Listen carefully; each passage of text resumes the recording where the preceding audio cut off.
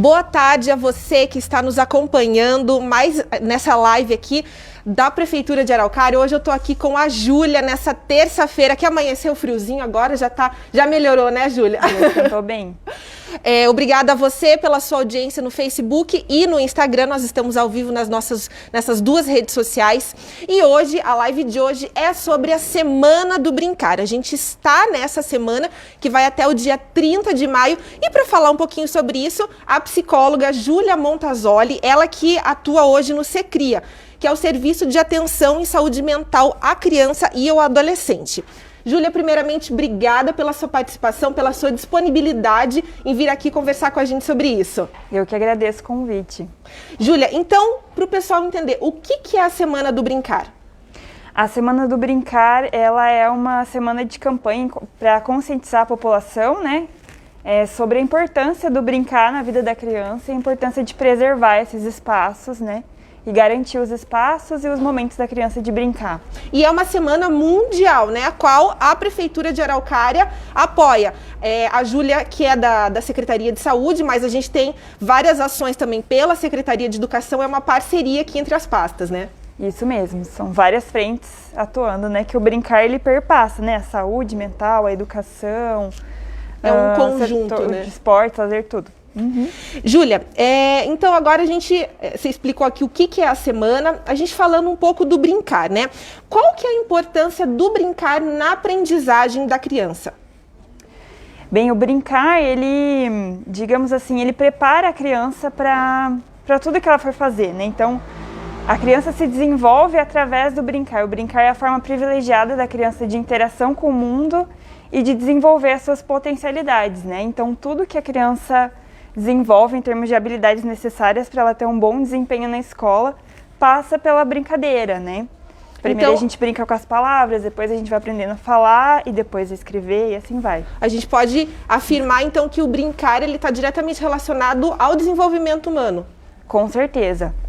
E desde a mais tenra infância, né? Desde aqueles primeiros joguinhos que o bebê começa a fazer até a nossa velhice, né? Os adultos vão mudando o jeito de brincar, mas a gente continua brincando e se desenvolvendo até o final da vida. E ele também está diretamente relacionado à aprendizagem na educação infantil também. Com certeza, né? As crianças que têm um brincar mais diversificado, ou seja, que envolva tanto atividades motoras, quanto de manipular objetos, coisas, criar atividades, brincadeiras que envolvam o simbólico, a linguagem, tudo isso, né? Quanto mais diversificado esse brincar da criança melhor o desenvolvimento, mais possibilidades de ter um bom desempenho na escola. Todo esse universo lúdico aí está relacionado, né? Isso, acho que tem bem a ver com a questão da educação infantil, quando a gente pensa na estimulação, né? A criança precisa de muito estímulo e de usar esse estímulo de uma forma lúdica. Certo.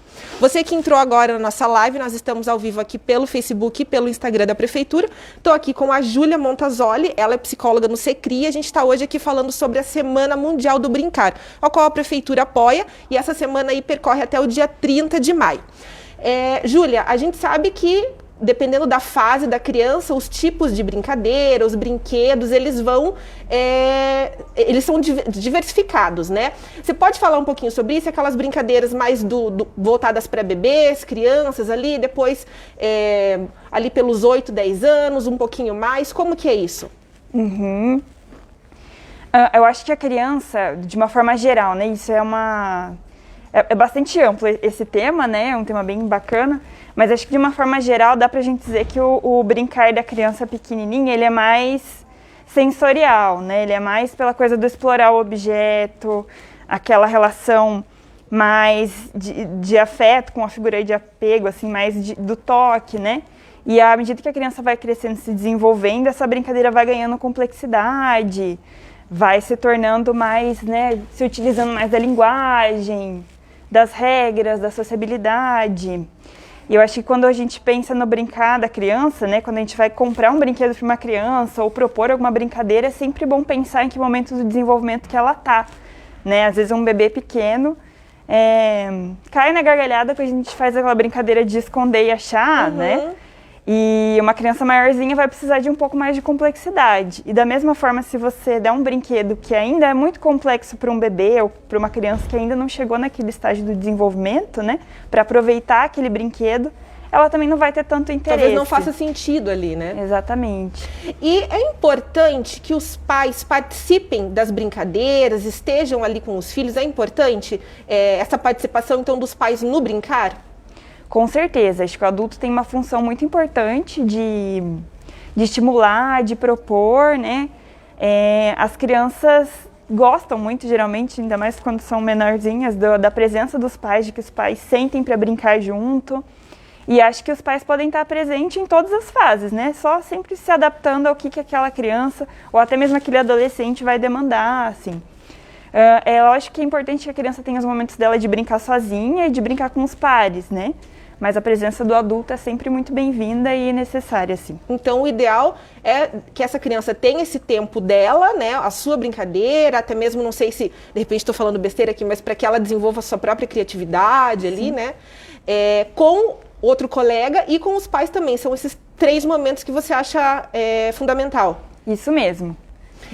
Tem criança que vai passar mais tempo em um tipo de brincadeira, outras em outra. Depende da criança, da personalidade daí. E hoje a gente vê que muitas crianças, bebês, né, até para os pais ali terem algumas horas, alguns minutos de sossego, às vezes acabam até dando o celular para a criança. E a gente vê hoje, a gente fala, a criança já saiu da barriga com o celular na mão, né? Muitas crianças precisam desse meio, né, para se distrair. Como isso é saudável e como fazer com que essa criança deixe o celular um pouco de lado? Uhum.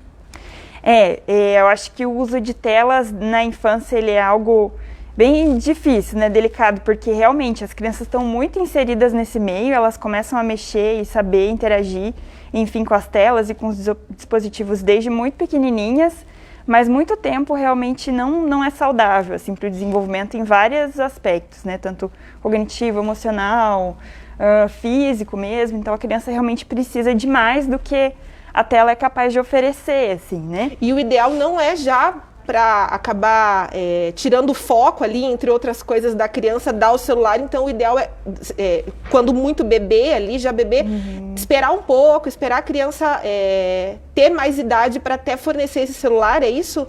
Sim. Tem uma certa estimativa de que seria melhor oferecer, né, deixar a criança acessar esses dispositivos quando ela tem ali uns 2 aninhos. Mas a gente sabe que isso acaba acontecendo antes. Tem muitos pais que têm muita dificuldade de controlar isso, porque, né, é uma coisa que captura a criança muito, né? A imagem, o colorido, a criança realmente se distrai muito com aquilo. E muitos pais acabam se valendo desse recurso na hora da comida, na hora de ter que distrair a criança quando está passeando, né? Eu acho que também a gente tem que entender que os pais, às vezes, é o melhor que eles podem fazer, e às vezes as coisas saem muito do controle, assim, né? Aquilo captura a criança, e a hora que você vê, a criança já está usando bastante a tela.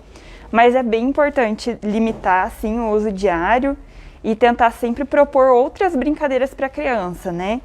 Distrair. Acho que se é uma criança que usa muito o celular, realmente, às vezes os pais têm que dar uma segurada, tem que dar uma segurada. E é sempre mais fácil formar um hábito do que desconstruir algum. Então, para uma criança que já tem um hábito de usar muito a tela, vai ser muito mais difícil, né? Fazer ela se desprender e buscar outras atividades. Então, é bom sempre cuidar com esse uso. Limitar, né? Exato. A gente está fazendo, justamente nessa semana, a gente está fazendo algumas publicações nas nossas redes sociais de vídeos que foram enviados, né, até pela rede, né, de brincadeiras antigas, né, que é o caso do jogar peteca, massinha de modelar, né, essas brincadeiras que são antigas. A gente, acredito que você também tenha brincado muito disso, né, brincar de boneca, de casinha, né, isso é saudável.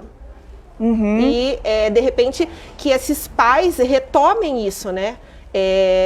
Retomar um pouco esse ato de brincar ao invés de oferecer o celular.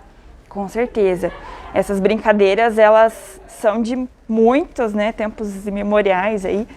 E elas conectam, né, as gerações, isso é bem, bem bacana. E as brincadeiras mais tradicionais, brincadeiras antigas, né, como a gente diz, elas geralmente têm muito menos estrutura e muito mais espaço para a criança criar e para compartilhar mesmo, né, para brincar junto, do que outras brincadeiras que são muito estruturadas e aí até, né, no auge ali a questão do celular, né, que o jogo é muito estruturadinho e a criança fica presa ali naquilo, né? Uma interação muito limitada mesmo. E né? falando também sobre isso, muitas crianças ficam no joguinho do celular, outras no videogame ali, realmente, né? A criança, ela dá algum sinal de alerta quando aquilo tá passando do limite, quando aquilo tá realmente virando um vício? Não sei se a gente pode até dizer assim, mas que a criança não consegue deixar aquilo de lado, ela dá algum sinal de alerta para isso? Eu fico pensando que eu acho que a brincadeira que é repetida demais ou que a criança demonstra muito uma preferência por ela e que é preocupante, é só no caso de aquela brincadeira, aquele brinquedo, enfim, oferecer algum tipo de risco ou no caso das telas, né, que a gente estava falando. Mas risco eu digo assim, sei lá, de prejudicar a saúde da criança de alguma forma, mas não tem problema o repetir o brincar muito. O problema é que, às vezes, né, os jogos de videogame, além disso, né, de que limita telas, muito, né, os celulares. Isso, limita muito o tipo de interação e ativa partes do nosso cérebro que ativa um circuito de recompensa que acaba fazendo com que a criança queira sempre ficar naquilo e queira cada vez mais. Então, acho que é preocupante quando aquilo está atrapalhando outras atividades da criança, né? Ou quando ela precisa de fazer aquilo, não tem mais nenhuma brincadeira que satisfaz, quando prejudica o desempenho escolar. Sono também. O sono. Mas acho que isso vai daquela questão do tempo, né? Acho que se a gente vê uma criança passando aí várias horas por dia no celular, no jogo, enfim, já é para acender o alerta, assim, né? Certo. E como que esses pais, esse núcleo familiar ali consegue incentivar e mostrar para essa criança que as brincadeiras simples, né? Até a gente tá publicando aí massinha de modelar de trigo, né? Então é uma brincadeira simples e que isso pode ser tão interessante quanto as telas.